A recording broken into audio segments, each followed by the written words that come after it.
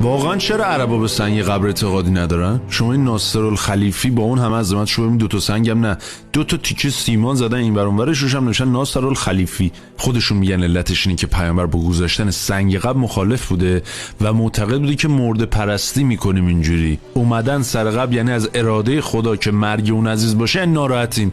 به همین دلیله که عربا هر هفته پنجشنبه سر قبر مرده هاشون نمیرن. جالبه عرب بعد از دفن مرده دیگه سر قبر نمیرن، چیزی هم به اسم مجلس ختم و 7 و 40 سال هم ندارن. میگن مرده باید فراموش بشه و تسلیم اراده خدا بشیم. چه باحال.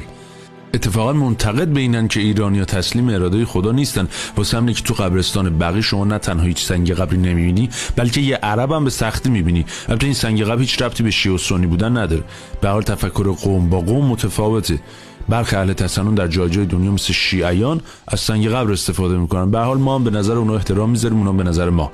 همچنین از نگاه عرب حجاز ساختن بارگاه و گنبد و مرقد حرامه.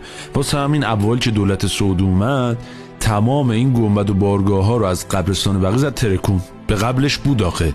در بعضی روایت اومده که خود پیامبر برای قبر اومد این ور اون ور سنگ میذاشت، روش هم مینوشت اسم طرفو. حالا ما دیگه نمیدونیم کدوم درسته. شما فکر کنید که کدوم درسته؟ چه چیزی باعث میشه که جامعه به سمت پیشرفت بره؟ شما خودت سال چند بار میری سر خاک از دست رفتت؟ اینو این پایین بنویس.